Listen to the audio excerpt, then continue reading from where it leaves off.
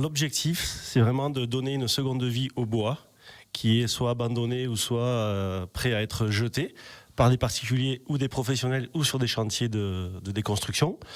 Et donc nous, on propose de récupérer ce bois-là, de le refaçonner, de le préparer et le remettre dans un état qui pourrait resservir à d'autres personnes. Alicia Casteras, bonjour. Bonjour Lucas, bonjour à tous. Début officiel du Grand Oral de l'éco-tremplin, face à face avec un double enjeu, la préservation écologique de nos territoires alpins et d'évolution des modèles économiques et sociaux dans les entreprises en vallée ou en montagne. Le groupe Radio Mont-Blanc et Radio Mont-Blanc, bien sûr, le groupe Mont-Blanc Média et Radio Mont-Blanc souhaitent inspirer, créer du dialogue et valoriser les entreprises qui agissent en faveur du développement durable avec le concours éco-tremplin. Le lancement a été fait en juin dernier. Le jury a sélectionné 2 finalistes et il y a 8 catégories ce matin. Alicia, la catégorie ? Eh bien, pour ouvrir le bal de cette belle semaine et de cette nouvelle saison de l'éco-tremplin, nous allons parler de la catégorie économie circulaire. 2 candidats, 2 partenaires à notre table. Nous allons les présenter pour commencer. Audrey Arnaud, coordinatrice de Solucir. Bonjour Audrey. Bonjour. Et Christophe Jouan-Blanc à ma droite, des shifters. Bonjour Christophe. Bonjour. Et nous avons donc 2 finalistes en la matière de la bois-cyclerie et All Tracks Engineering. On va pas perdre de temps. On va commencer à donner la parole à cette première entreprise, la bois-cyclerie. Et Sébastien Augier, bonjour. Bonjour. Vous allez nous expliquer en quelques mots finalement quelle est votre activité que vous venez présenter aujourd'hui. Alors, la bois-cyclerie, c'est une matériothèque pour le réemploi et la réutilisation de bois de récup. On est basé à Faverges, entre Annecy et Albertville. Et on rayonne sur un territoire entre Albertville, Thônes, Annecy et Rumilly. Vous nous dites en quelques mots quel est l'objectif de votre activité ? Alors l'objectif, c'est vraiment de donner une seconde vie au bois, qui est soit abandonné ou soit prêt à être jeté par des particuliers ou des professionnels ou sur des chantiers de déconstruction. Et donc nous, on propose de récupérer ce bois-là, de le refaçonner, de le préparer, et le remettre dans un état qui pourrait resservir à d'autres personnes. On est sur tout type de bois ? On est sur du bois d'œuvre beaucoup, c'est-à-dire de la planche, du panneau, du tasseau, de la poutre. Donc on ne parle pas de palette ni de meubles dans notre projet. D'accord. C'est parti de quelle idée, de quel constat ? Comment on en arrive à monter un tel projet ? On se lève un matin et on se dit on peut mieux faire tout ce bois-là, il y a un moyen quelque part de le valoriser. C'est parti d'où ? Alors c'est parti déjà d'un constat, de par mon ancien métier, où effectivement, faut savoir que les déchets du BTP sont producteurs de 70% des déchets produits en France. Se spécialiser en fait sur ces déchets-là était vraiment un constat un peu, on va dire, simple. Et se recentrer sur le bois, parce que en fait le bois c'est le matériau qui a le plus de chances de ressortir et d'être réutilisé. Donc voilà, c'est aussi une sensibilité personnelle par rapport au gaspillage. Donc tout ce bois jeté peut effectivement resservir à d'autres, c'est évident.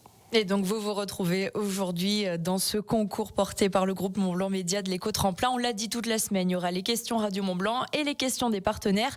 On passe donc aux questions de l'un de nos partenaires. On remercie encore Christophe Jouan-Blanc des Shifters pour sa présence. Vous avez des questions donc pour ce candidat. Moi j'ai une question, sachant qu'en France, ce qui pèse le plus dans l'empreinte carbone, ce sont les transports. Donc comment vous organisez les transports ? Est-ce que les gens sont obligés d'apporter leur bois avec leur voiture individuelle, ou est-ce que vous faites des collectes ? Voilà, comment ça se passe ? Alors les 2 solutions en fait sont possibles pour la bois-cyclerie. Donc on propose effectivement une prestation de collecte sur un territoire que je viens de citer, qui est un minimum à 100 km autour de Faverges. Maximum. Maximum, oui. Et on nous propose effectivement aussi de nous amener du bois, et du coup c'est quelque chose de très intéressant quand on est sur une déconstruction de poutres par exemple de 5 mètres de long.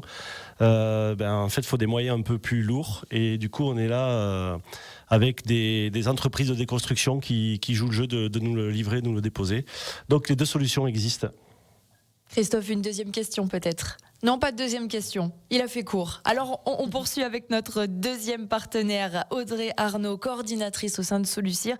Vous aussi, des questions pour notre candidat ce lundi matin ? Oui, tout à fait. L'idée, ce serait de comprendre un peu plus comment ça se passe une fois que le bois rentre chez vous. C'est quoi les propositions ?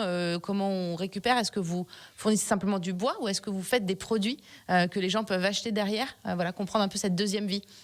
Alors il y a effectivement les deux solutions possibles aussi, c'est-à-dire de remettre ce bois d'œuvre en état, donc en enlevant les clous, les agrafes, les vis, on le brosse, on le ponce, on le coupe, avec des personnes en situation de handicap, qui plus est, et on le propose tel quel. Donc c'est des gens effectivement, beaucoup d'adhérents qui sont des bricoleurs avertis, qui vont venir chercher leurs pépites de bois, qui sont du chêne, du noyer, du sapin, de l'orme, des bois assez rares qu'on arrive du coup à récolter, à redonner une seconde vie. Et donc on fait de la fabrication et de la transformation.